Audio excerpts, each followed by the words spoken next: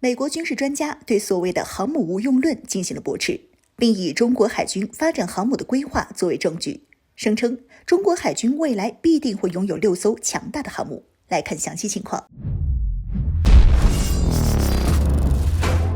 Hello， 各位老铁，大家好，欢迎收看本期必财户，我是虎妞。美专家罗伯特·法利在美媒1945上发文表示，到现在还有一些人反复强调航母无用论。秉持航母无用论观点的人认为，航母在现代战争中就是一个巨大的靶子。他们认为，航空母舰在新式武器的打击下，航母就是一个海上浮动的铁棺材，生存性受到严重的威胁。一旦航母被击沉，就会导致数十架舰载机和数千人的损失，带来的人员伤亡和负面影响力将是非常巨大的。应该停止发展建设此类大型舰艇。但是，如果航母已经过时，那么为什么还有这么多国家继续建造和购买二手的航母呢？这个问题涉及现代海军发展的核心，就是航母存在的意义，而不仅仅是在美国。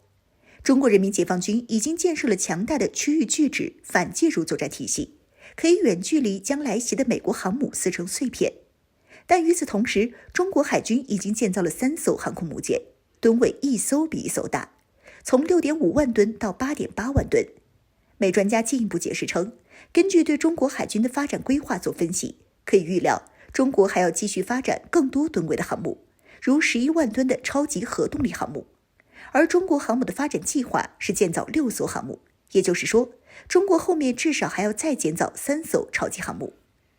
当然，除了中国，英国也建造了2艘大型航母。印度采购了1艘俄罗斯2手航母，并且自己建造了1艘中型航母。日本也在谋求发展改装型航母。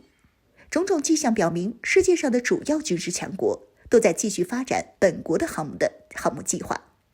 尽管其航母可能面对种种威胁，也仍未放弃。美专家认为，过分强调航母无用论，只代表指着航母的缺点不放，而故意忽视了航母的优点。从武器发展的历史上可以知道，某一种主流武器的退出历史舞台，并不是因为出现了相应可以有效打击它的武器，而是出现了更强大的替代者。航母替代战列舰成为海上霸主就是这么来的。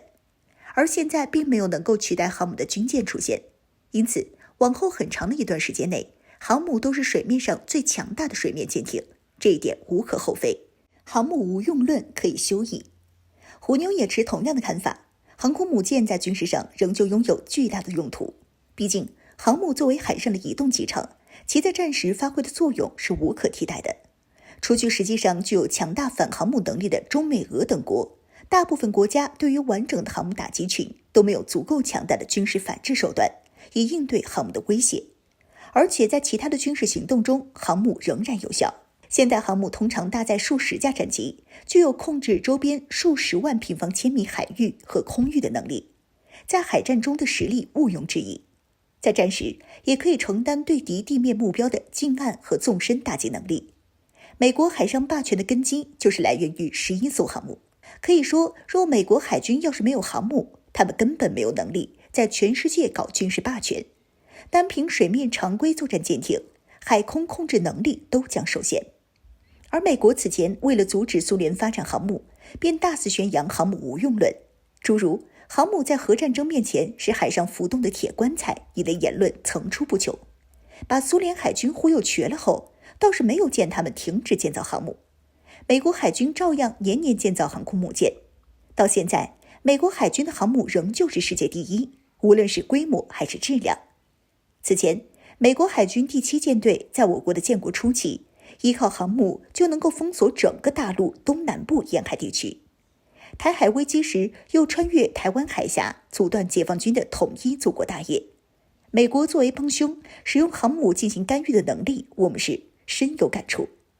因此，对于中国来说，不单单是发展反航母的手段，只有更好的发展航母，才能有效地捍卫我南海、台海等地区的国家利益，才能护卫影响我国经济命脉的海上交通贸易线路。如果我们没有航母，那么就休要谈捍卫国家的海上权益和经济利益。其次，航母对于我国来说，既展示了大国地位，也是对制造业、科技水平等综合能力的集中展示。航母的建造涉及数百个领域和上千家公司，可以同时给成千上万人提供充足的就业机会。因此，对于我国来说，建造航母可谓是百利而无一害的。